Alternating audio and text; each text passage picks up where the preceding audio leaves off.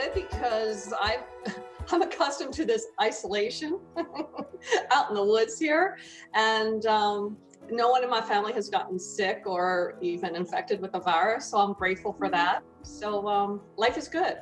I'd say life changed in 2020. The world changed. I agree with Cheryl. The world has changed. Life is boring now. Got to spend a lot of time with family, good and bad. It's been a really interesting work challenge. A lot of the routine was disrupted, so that was really exciting. Work has been surprisingly good through all this. So 2020 was a big time of change on so many different levels. And for those that know me, I actually like change.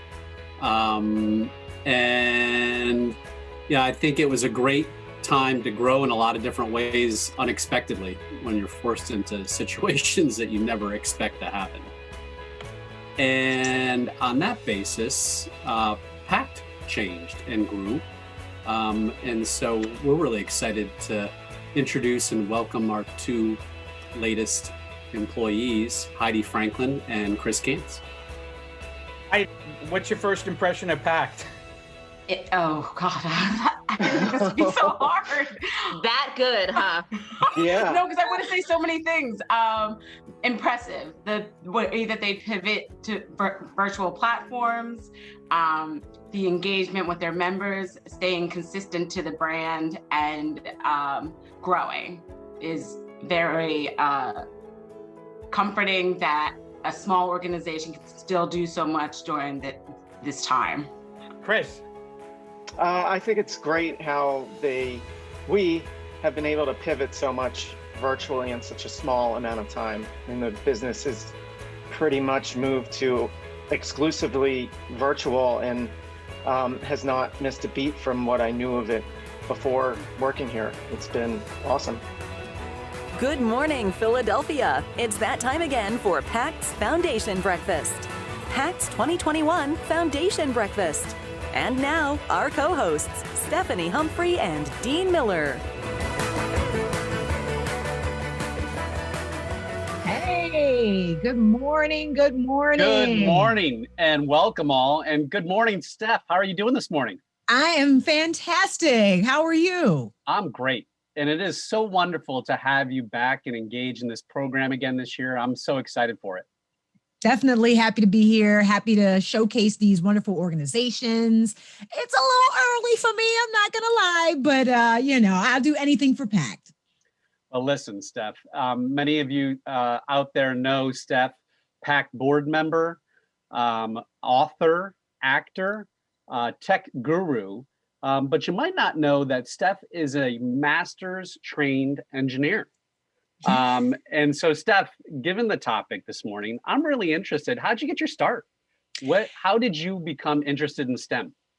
I was always that little kid that, loved math and science. And, I'm dating myself here, but I can remember taking apart my Walkman and trying unsuccessfully to put it back together, but wanting to understand why I couldn't put it back together. I always want to know, the how is great, but the why is also equally as important. So that was always the way my mind worked. And I had some great teachers and my parents, of course, and other people that encouraged me to continue to pursue this field. So I tell people I was born an engineer, honestly, but there were a lot of people that helped me along the way and encouraged me. Well, listen, it's moved from Walkman to social media.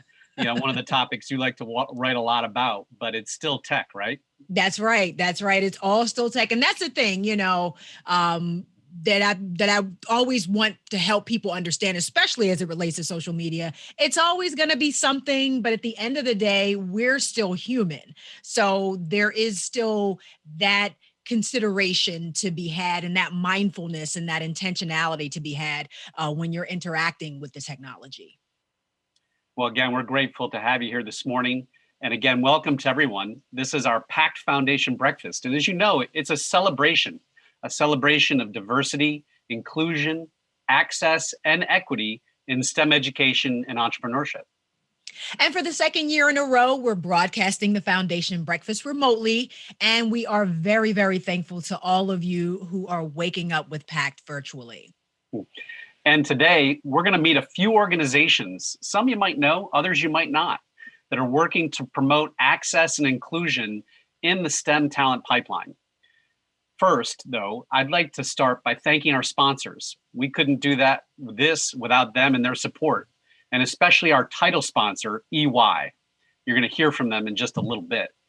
I also want to thank our silver sponsors, Amatech, Bank of America, and Vanguard, and our bronze sponsors, Ben Franklin Technology Partners, Coase & O'Connor, Dwayne Morris, Independence Blue Cross, New Spring Capital, Osage Partners, and Troutman Pepper.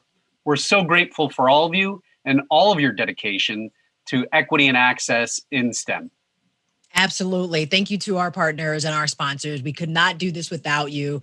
But we're going to make sure that everybody's awake and alert and ready to go this morning. So grab your phone and use your camera to scan the QR code on the screen right now. Or you can head to menti.com and type in the code 61013481. So scan the code. We got a question, a poll question for you this morning. And we're going to see what the people say. So Steph, our first question this morning, this is one that I certainly like. It's, what is your beverage of choice? Beverage of choice. I'm not actually drinking my beverage of choice, but I guess what the beverage I'm drinking right now is tea. I am not a coffee drinker. I think it's no secret. I'm totally not a coffee drinker at all. I felt like I needed a little bit of a boost this morning though. So this tea has a little bit of echinacea in it, and a little bit of ginseng, a little bit of this, a little bit of that, try to get me going. So yeah, I'm drinking tea this morning. Well, I'm having trouble getting into Menti, Steph. It's not taking my vote. Maybe it doesn't want my vote. You can't scan your QR code? Let me see if I can put the code in. I figured I'll try the code and make sure that works that way. Now, coffee is my beverage of choice, Steph, but it wasn't always. It wasn't until 2 years ago that I had my first cup of coffee. Wow. So why did you start drinking it? That's interesting. Because I became a believer. That is I only drink coffee when I have to. All right. It finally took my vote. It took your vote? Okay. Yes. And hopefully it's taking everyone else's vote. But no, coffee and a local brewer in Corsica from La Colombe is my coffee of choice. Okay. You have a coffee of choice. Dark roast. Yeah, I'll drink it if I have to, if I know I need to stay awake or just need that, little shot in the arm, but it's rare. I like a good chai latte. And I've been doing matcha lattes recently. They're actually really, really good. So I do like a good matcha latte. Well, I was a green tea drinker before, but it looks like I've joined the masses. You went over to the dark side, man. So it looks like we have some polls, most folks drinking coffee. We got a few teas, some waters, water, you got to hydrate, got to stay hydrated. Oh, who's drinking? Who's having the smoothie? I'm jealous. So right. We got some folks that are here and engaged. So we're going to keep this going. And we have a second question this morning. What is your favorite breakfast cereal? What is your favorite breakfast cereal, Dean? Well, actually, I don't eat cereal. You don't eat? Who doesn't eat cereal? I actually don't eat breakfast. But did you have a favorite when you were younger? Heck yeah. Crunch Berry. Captain Crunch with Crunch Berry. And I would eat the Captain Crunch, save the berries, and let it really get the milk nice and berryish. Oh, wow. That was my favorite. I still eat quite a bit of cereal, very large quantities of cereal all day, every day, all the time. But Golden Grams will always be my favorite. They've been my favorite since I've eaten cereal. And I think it's just like that whole idea of, that was my brother and I, that was our thing. So every Saturday morning, we would wake up, we would get these ginormous bowls of cereal. We would watch cartoons until cartoons went off.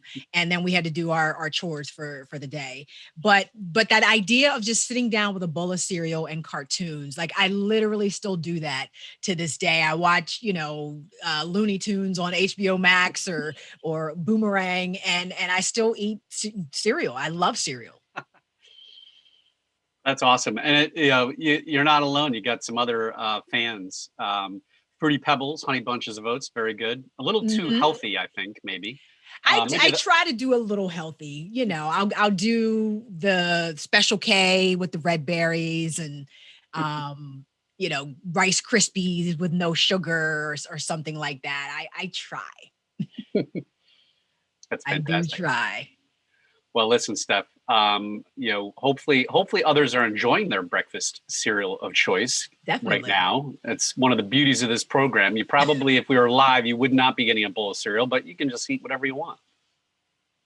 That's right. And you could be in your slippers and your favorite pajamas, kicking back and taking in this great program. So let's keep it rolling. All right. So now that we've got everybody's attention and hopefully your beverage and cereal bowl full, let's get to the heart of why we're here. So as you know, the PACT Foundation, yes, we do have a foundation that supports many of the organizations we're going to talk about this morning. Our PACT Foundation Breakfast is our annual celebration of access and inclusion in innovation. And today we're going to hear from 3 organizations that are addressing issues of access and inclusion in the STEM talent pipeline. We have One Philadelphia. We have the University Science Center's First Hand and Bulb programs, and we have Tribaja. But before we get to our first segment, let's hear from our title sponsor, EY, about their commitment to supporting diverse talent right here in Philadelphia. I'm part Cuban, part Filipino, part Black, and part white. You want to talk ethnicity with me? We might be here for a while. I'm racially ambiguous, so you always get the question like, what are you? Growing up in South Philly with 2 biracial parents, I was never Black enough for the Black people, Latino enough for the Spanish community. I pretty much didn't fit anywhere. And over time, I just adapted to be a chameleon of sorts. So race, as it relates to my own identity and journey, has always been something very complicated to navigate. To truly get to know someone that's different than you, I think people really need to get comfortable with being uncomfortable.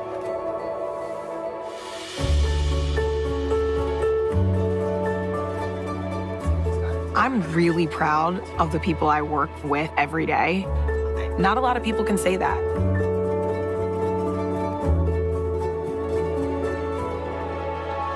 To me, out in the world, sometimes people just can't get past those differences. You have to be willing to take a risk. That's tough for people. Here at EY, we celebrate and embrace those differences. And it changes everything.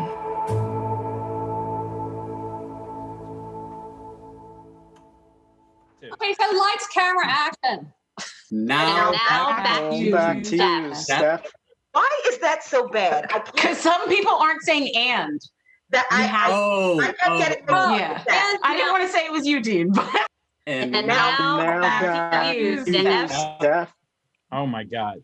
All right.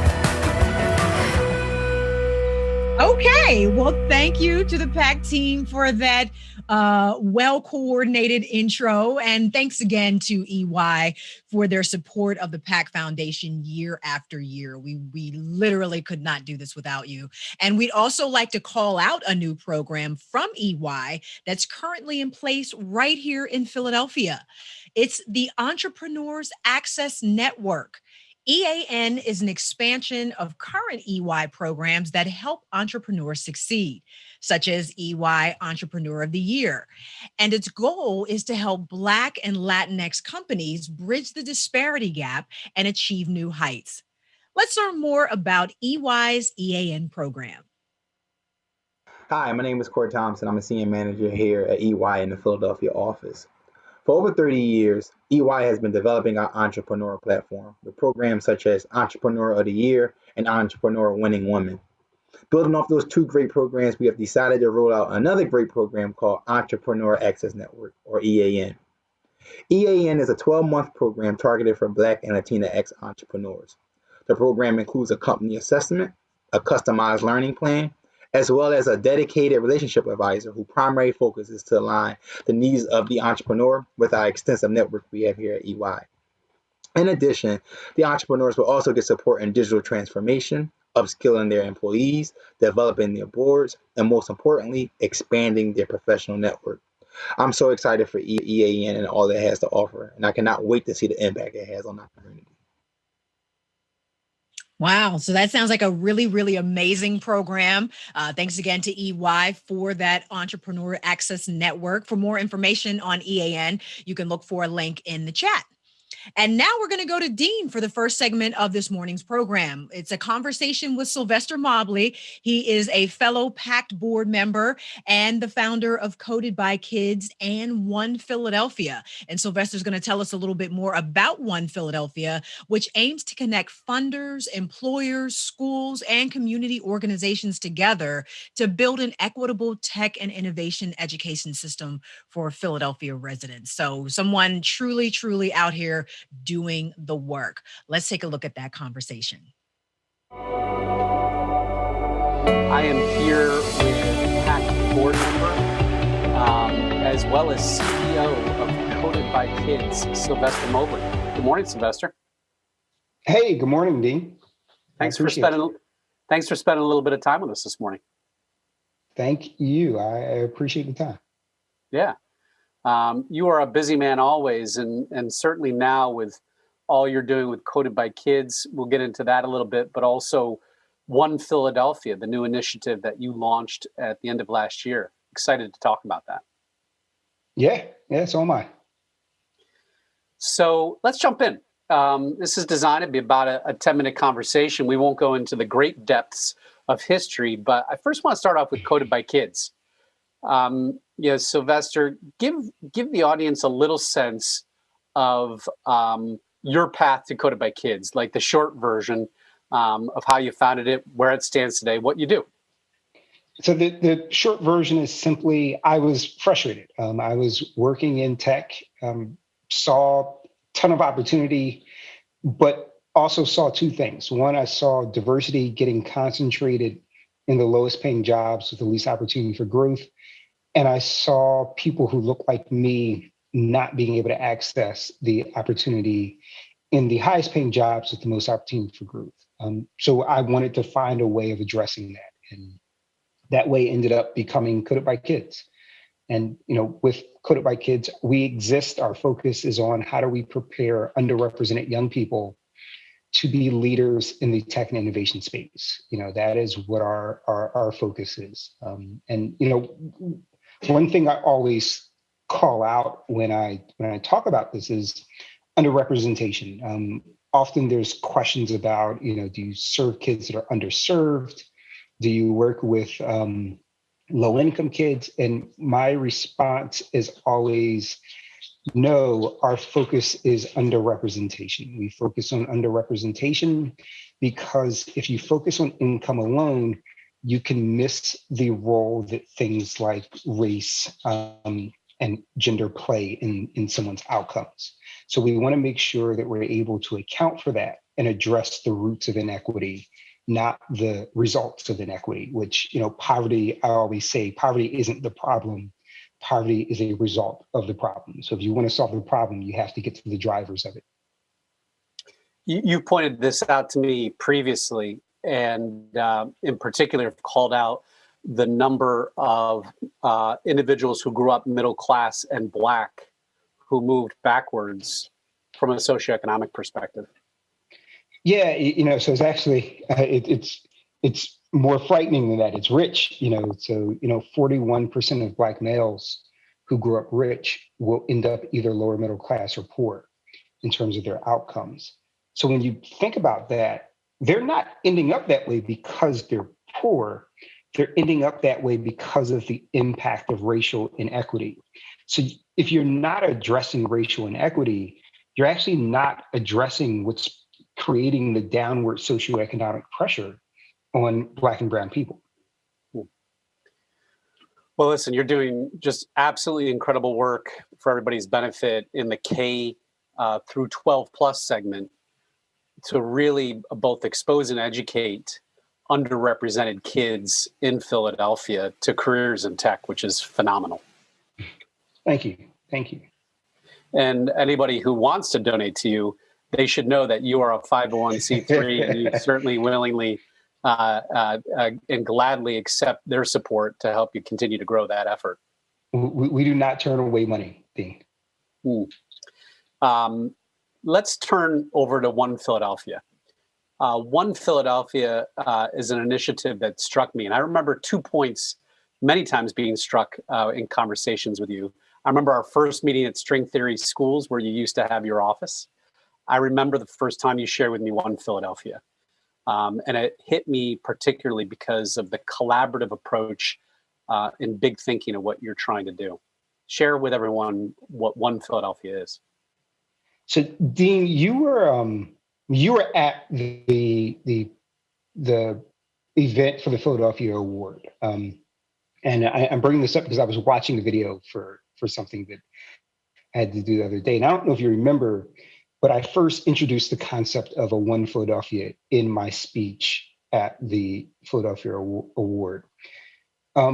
This has been something years in the making, and the collaborative approach is really, one, my recognition that we can't do anything as an organization, and two, me also acknowledging that no matter how great an organization's programs are, and that's our programs included, we're trying to address deeply ingrained systemic issues. And you can't address systemic issues with programs. You have to address the systems that are creating the issues. And we can only do that through collaboration. So for me, my singular focus is how do we move the needle? How do we change things for the better over the long term? And, it's just that the reality is there's no way to do it without a very intense level of collaboration. For those who are listening, they might not be familiar with the Philadelphia Award. Just to reference that, it is a 100-year-old award in Philadelphia given to a citizen making an impact right now. Not someone who did so in the past, but right now. And I refer to it as the Nobel Prize of Philadelphia Citizenship, which Sylvester was the recipient of just a year or two ago. The approach, I was there, and I don't remember you referencing it, but I do remember when you referenced it to me last summer. I often talk about the work that you do that so many other organizations, nonprofits, school district alike is naturally not scalable because of how people intensive it is. And for me, One Philadelphia resonated because of that collaborative approach, recognizing that and elevating and magnetizing many different organizations' approach to solving these systemic issues. It made total sense to me. Yeah. And, Dean, you have the, I don't know, either misfortune or pleasure of being on a lot of calls and meetings with me. So, you of all people know that the concept of can one organization do it all, or are we trying to boil the ocean is something that's there. And, I am hyper aware of the fact that we can't do it all. Code by Kids has a very specific lane. What we do is very high touch. It's very difficult to scale. We're not going to be able to say we reach 10,000 kids, because that's just not how we work. But if we are effective at bringing other organizations to the table, if we're effective at building partnerships, if we're effective at providing infrastructure and working with other organizations to provide resources, we can say we reached 10,000 people. We can have the scale, the impact that we ultimately want to have, that we need to have through those relationships, through those partnerships, and through very intentional and deliberate collaboration. Oftentimes, nonprofits and institutions view their landscape as competitive. Yeah, I feel like one of the things you're trying to do is to break down those competitive barriers. For those that are listening that are running a nonprofit themselves, sitting on a nonprofit board, involved with another institution that's focused on some of these similar initiatives, training our youth, training our young adults, how can they get involved with One Philadelphia? So one, they can go to onephl.org. There's information there. There's a contact form there. I would definitely encourage anyone who feels like they can fit into the ecosystem in any way, reach out and let's start a conversation to talk about what it looks like and how we can collaborate and how we work together. So definitely I would say onephl.org is the starting point. One of the things that you've magnetized is the raising of capital. And I just want to shout out to you, as well as to the institutions, Lenfest Foundation, Bank of America, Comcast, others, including PACT, smaller amounts than those, that have already contributed to One Philadelphia to really do what the name implies. And I'm not sure you mentioned what One stands for. So One Philadelphia stands for Opportunity and Equity in Philadelphia. And it's also a recognition that right now in Philadelphia, we don't have one Philadelphia. There's very different Philadelphias depending on what you look like and where you live. So this is me saying it's time to break down those walls and build one Philadelphia for everyone. Well, we're behind you 1,000%. And we'll continue to do so, and excited to continue this journey. As you have said, it's a long journey. You need to be willing to sustain this effort, both from an organizational perspective, from a financial perspective, for years. It's not a one year goal here. Right. Which is why support from, people like you, support from PACT, Bank of America, Comcast, Lenfest, that support is crucial because there has to be that long-term buy-in that, addressing problems like this is not quick. It's not pretty, it's often not glamorous, but it's the work that needs to happen. Well, listen, thank you for all you're doing. Thank you for spending a little bit of time here this morning with us to share your vision and what you're doing, both in Quoted by Kids and One Philadelphia. Thank you. Thank you, Dean. And again, I really appreciate the support. You've heard me say this before, we're all in this together. And the only way we get to where we ultimately want to get to is together, and as long as we're working together, we will eventually get there. It'll take some time, but we'll get there. I have faith. Thank you.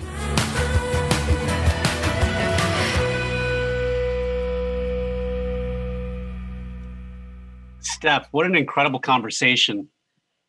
Absolutely. Sylvester is a very focused young man. Yeah, I love it. I really, as he referenced, I've been spending a lot of time with him and building out really a multiplex strategy to One Philadelphia, which encompasses Quoted by Kids. And one of the things I love is he's truly building a big tent to bring everyone in. Yeah. And I like the idea that, he's saying up front, this is going to take some time, don't expect to see 6 months down the road, everything all better. This is going to take time and investment. So settle in for the long haul and let's all work together to get it done. Well, he's got some great foundational partners in that regard, Lenfest, and then two big PACT supporters, Comcast and Bank of America. Yeah. It's wonderful to see. Absolutely. Yeah. By the way, in doing that segment, I realized something. that both you and Sylvester have in common. You're both tech-trained individuals who have very cool T-shirt collections, and I am incredibly jealous. Well, everybody can't be a tech John like me, but I had to represent for tech and for Philly. Well, I might not have the cool T-shirt, but I have a cool mug. Let's see it. So for you Schitt's Creek fans out there, that's my friend David having a little rough morning. That's awesome. That's awesome. Mine is pretty cool too. I am actually, I don't know if you can see, I am the Women in Tech Summit is tomorrow. Well, it started today actually, and I am emceeing tomorrow. And this was in the swag bag that they sent me. I thought it was so cute with the Tech Girls logo and empowering generations. So I figured I would drink my tea out of this, and we would love for all of you to share your own mugshot with us on social media. Just make sure to tag PACT on your posts and check the live chat for all of PACT's handles across social media. So show us your mug, show us your mugshot. Hey, Steph, while people are showing their mugshot. Good morning, everyone. Thank you for the introduction. Let's see. There we go. A little technical difficulty, but it's all good. While people are showing their mugshots, Steph, just give a few seconds on that event tomorrow and how people can plug in.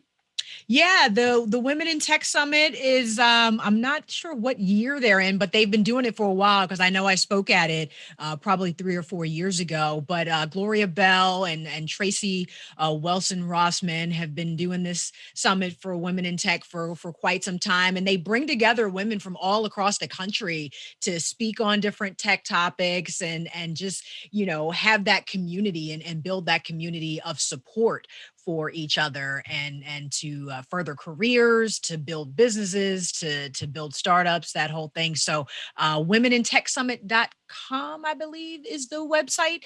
I think you can still register if you'd like to attend because they started today. There'll be sessions tomorrow, and then Friday they will have sort of roundtable workshops as well. So it's a 3-day event, and it's just going to be a great opportunity for women in tech or supporters of women in tech to get together. Fantastic. Thank you. So while we're preparing for our next segment, we want you to post your mugshots. And while you're doing that, we've got a little thing to share with you.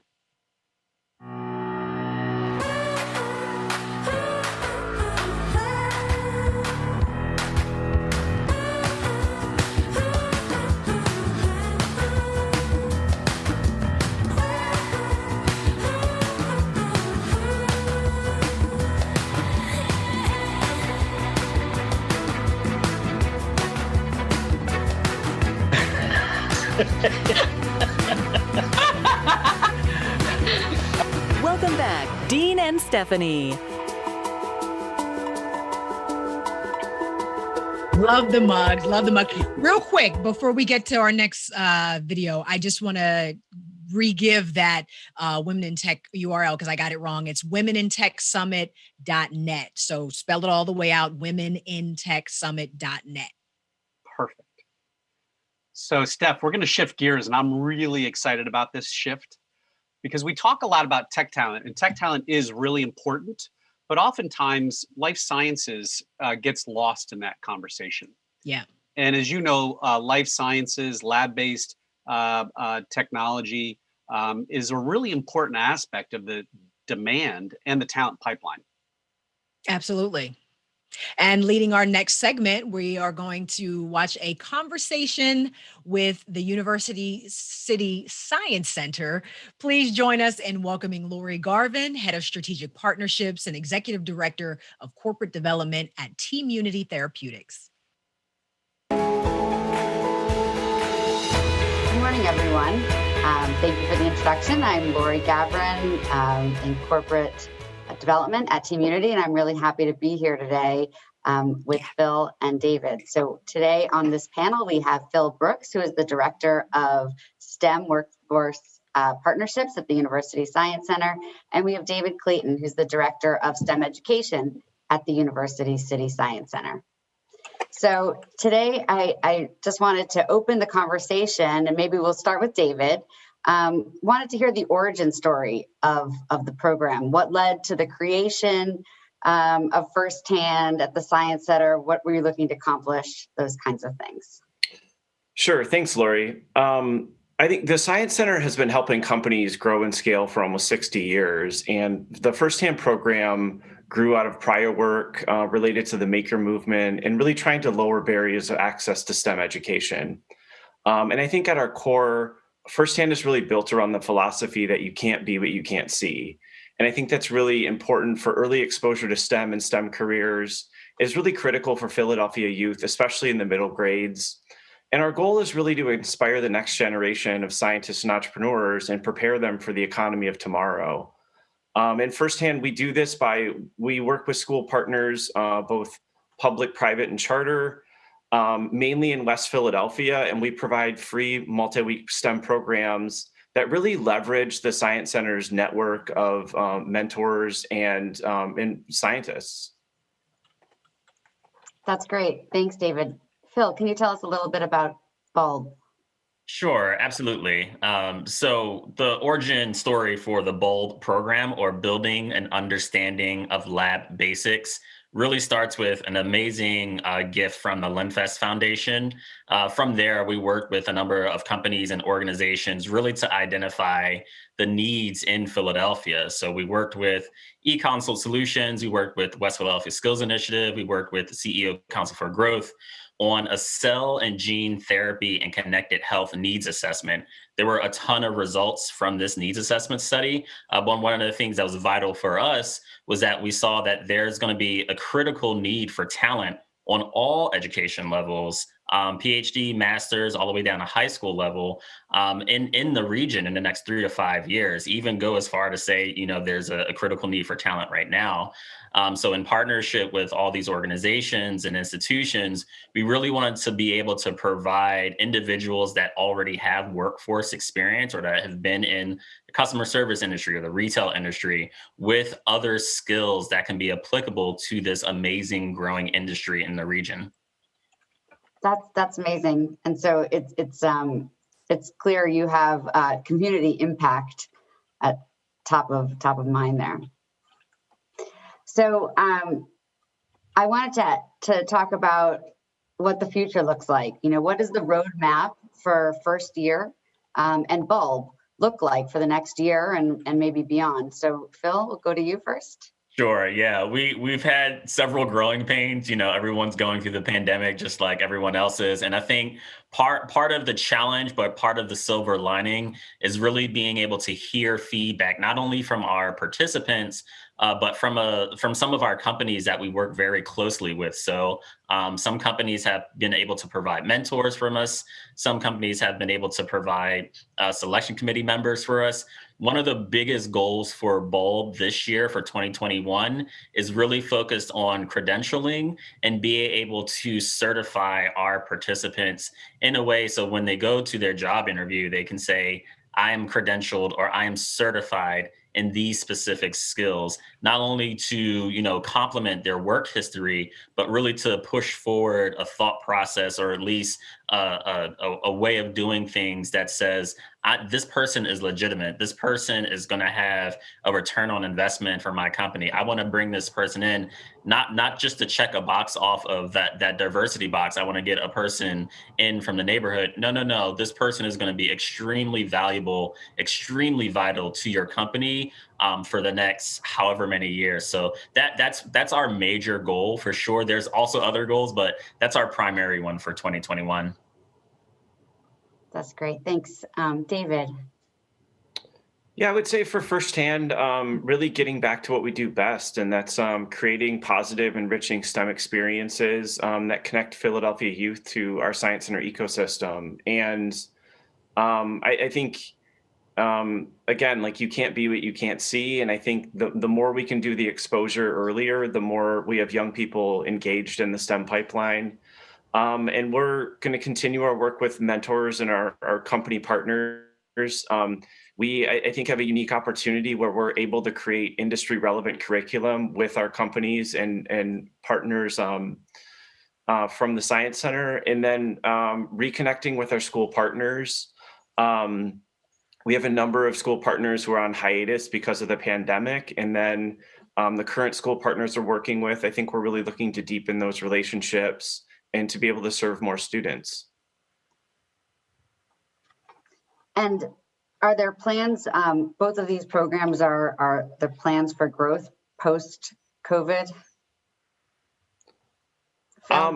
Yeah, I mean, I would say absolutely. I think right before the pandemic, we had been discussing like the opportunity to really scale our model and potentially bring it to other markets.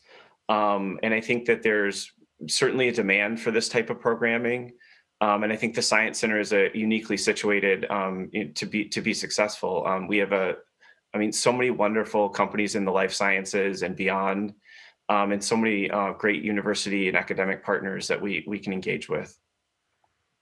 And I think from the bulb side, it's really just about expanding the model itself to really service our audience, not only just, underrepresented folks in the STEM industry, but, really connecting people to vital opportunities. So the Science Center recently received a U.S. Economic Development Administration grant, which in turn will help us put together more cohorts, even better than the last, to achieve some of the goals we talked about this today. Great.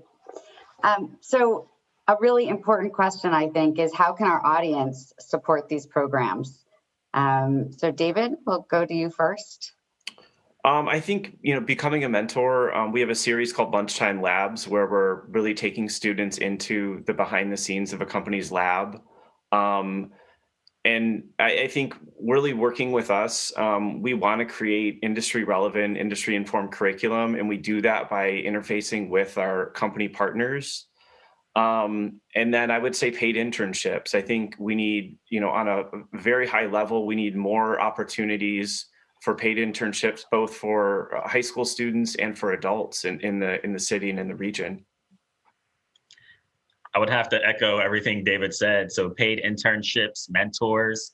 One really, really important aspect for us for the Bulb program is our selection committee members. So when folks are recruited, we want to have people in industry actually reviewing applications and saying to us, hey, Phil, or hey, Science Center, we think this person is really great for this program. I want to keep an eye out for this person. Let me know how they're doing in the program. And then from there, that's planting the seeds for potential internships, potential apprenticeships, potential opportunities for folks to work in a lab. Just a 30-second story, one of our Bulb graduates did have an opportunity to work at Integral Molecular.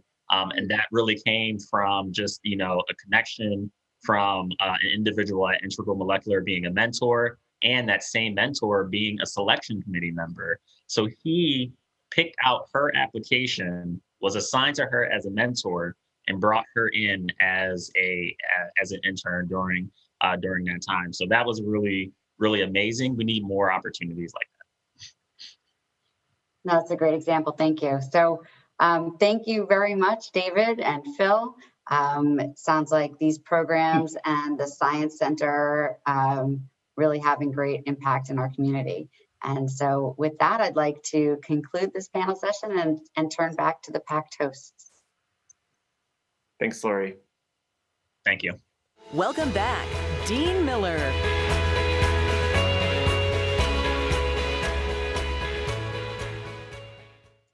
Thank you, Lori and Tmunity, as well as David, Phil, and the whole Science Center team for all the work you're doing. Just incredible work, and it's just getting started. For our final segment, we're going to travel back to tech and a little further along the tech talent pipeline. We're going to hear from an organization working to build community among the diverse tech talent that's already out there. Here's Stephanie in conversation with Shannon Morales, founder, operator, and head of diversity initiatives and programming at Tribaja. I am super excited to have this conversation this morning because, this is something that we really need to get real about, and that is the pipeline. We are chopping it up with Shannon Morales, the CEO and founder of Tribaja. She's going to tell you all about what the company does and what her goals are. Shannon, thank you for joining us this morning at the Foundation Breakfast. Yeah, absolutely. Thank you for having me, Stephanie. So let's talk about this pipeline problem. There is a perception in the industry that there just aren't enough qualified people of color and women to fill these spaces that we have. And there's so many opportunities available and there's just not enough people. We can't find anybody is the common refrain that we hear quite a bit. But, what is your perception of what the pipeline problem actually is? Yeah, absolutely. So I've been working on this on workforce inclusion for the past 5 years now, and definitely been diving deep into this issue and tech inclusion and what that looks like. And for me, and I think what people are, not seeing is just how much great and qualified talent there is out there right now. What's happening is they don't have the access, they don't have the resources, they're not getting those opportunities for those entry-level positions, those apprenticeship programs, those fellowships, because there's not enough of them out there to be able to help those entry-level candidates that are coming out of the boot camps, the non-traditional techies. So for me, it's definitely not an issue in terms of finding the qualified talent. They're out there, and Trabaja is doing an amazing job of building a community and a network that supports them. We just need to do a better job of being intentional about how we're actually going about hiring them and what processes or, programs that we have in place in order to support them along their career journey within our organizations. So would you say it is, I just want to, kind of qualify. Is it just a lack of effort on the part of companies searching for this type of talent? Is it a lack of, I know it can't be a lack of resources because Right. HR departments are flush with enough resources to find folks if they want to. Are we just hiding? Like what is that true disconnect that the companies say they're having, in finding diverse talent? Absolutely. I think it's about being more intentional about, how you're going about finding the talent. You do need to have some type of partnerships with companies like Trabaja and other programs like nonprofits that are skilling and training the talent. And it does need to be built into your long-term plans, whether that's your strategic plans, how you think about that on an annual basis.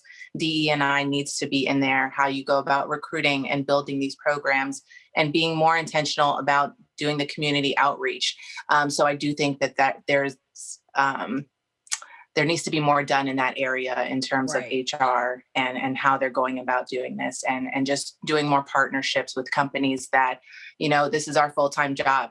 This isn't something that we do only a couple hours in the day. We do this 24/7, 7 days a week, and we're constantly out there, finding the talent and making sure that they have a place where they feel safe. So being able to partner with organizations that are doing that is the best way. Yeah. So, I'm not giving anybody a pass necessarily, but I can also see a situation where you don't know what you don't know. And if you shift that mindset in your organization that we are going to be intentional about finding these talent, then what comes next after that? So you put in that work really to find companies like yours and others that are doing that work, as you said. So let's just get intentional today and do some of that work, because we are presenting you with the option and the opportunity right now to partner with a company that is actually doing that work. So talk a little bit about how Trabaja got started and, what your goals are and how you've been able to create that community so far. Yeah, absolutely. So Trabaja got started. I want to say we pivoted and changed who we were. We were formerly Echo Me Forward, a company that I started in 2017 after experiencing toxic work environments and just needing to find safe spaces. So I created Echo Me Forward. In February of 2020, we pivoted and relaunched as a part of Philly Startup Leaders Accelerator program. We saw the amazing startup ecosystem that Philadelphia is creating, and we just wanted to be a part of it. What we noticed is that early and growth stage startups, they do a really amazing job of being agile and being flexible, and then also being forward thinking. So what Tribaja does is we connect those early and growth stage startups to amazing qualified talent in a tech and startup space that want to help those companies grow. And then they get the benefit of, having amazing talent, but then also of being inclusive at all stages as they continue to grow their businesses. So that's how Trabaja has transitioned and pivoted over the past, few years. We're super excited. We've grown our community to over 3,000 professionals from, non-traditional tech backgrounds. And we've worked with 20 startups so far within the Philadelphia space. We're looking to definitely expand that out more. Focusing on emerging tech hubs like Atlanta, Detroit, North Carolina, and New York. Well, that's not up and coming, but, I am a Jersey girl and I'm really close to New York as well. So we're looking to be in those spaces too. That's fantastic. You've grown a major community in a relatively short amount of time. So congratulations on that. So you folded in, you talked about kind of transitioning Echo Me Forward, but you also folded in Philly Hires Black into that process. And that was where those 20 partner companies came in. You have them take a pledge. Talk about that. Yes, I did. I had them take a pledge of being intentional and, hiring from underrepresented backgrounds, because it is a commitment. It is a process, but it does take work and effort on both parts. And because, as a company, Tribaja does put a lot of effort into the communities that we build. We want to make sure that the companies that we're partnering with are also going to do the same work on their end to make sure, that they understand what's going on and how much effort it does take to build those inclusive work environments. So everyone that comes on with Trabaja, they do have to take a pledge. We ask the pledge to be done with their senior leadership, as well as anyone in the HR space that we're handing over or submitting candidates to. Right. So, and listen, we got to hold people accountable, right? Yes. Absolutely. That's exactly the point. Yeah. Your community members coming from non-traditional tech backgrounds, and you actually have a non-traditional tech background as well. Talk a little bit about that, and then how, I guess, easy or hard it's been, or what kind of challenges you faced in promoting those candidates to companies, because I know that sometimes can be an issue for companies. Yeah, absolutely.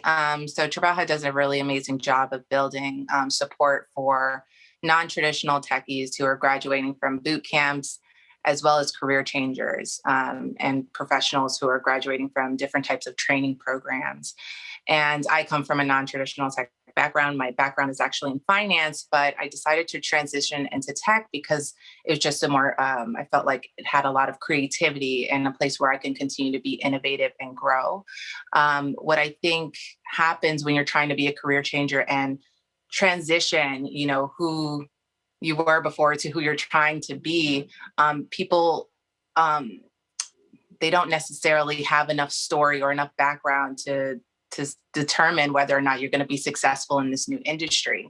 So you almost have to do a lot of, work in the interim, while you're transitioning careers, whether that's volunteering or working with a nonprofit or doing some self projects, passion projects on your own, building your own startup, which is how I actually transition into the tech space, is by building my own tech. Learning how to build a tech app or learning how to build a tech-enabled startup. And that was my way of transitioning into this space. Fantastic.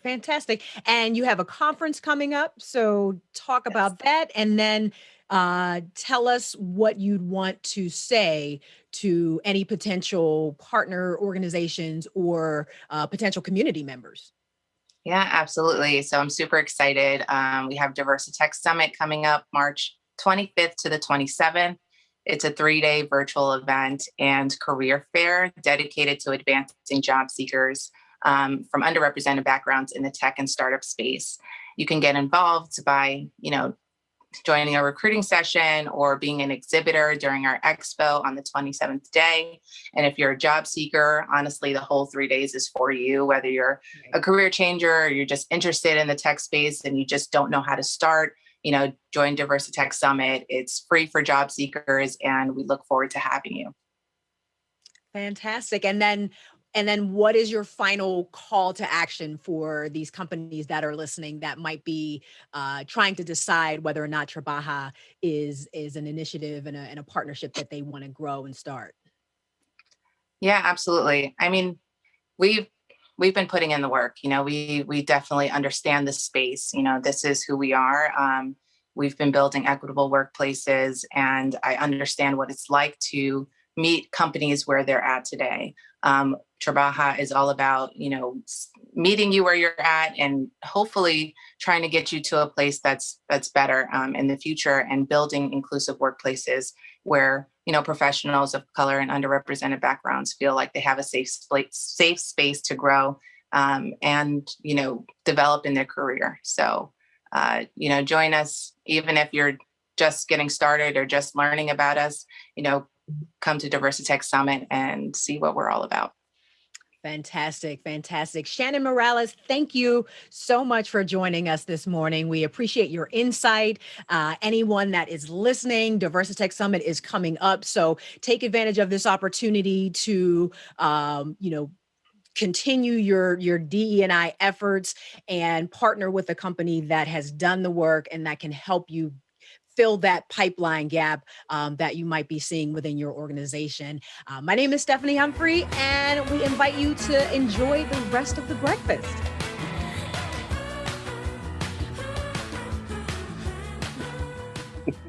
Well, all right. Steph, thanks so much for that great discussion with Shannon.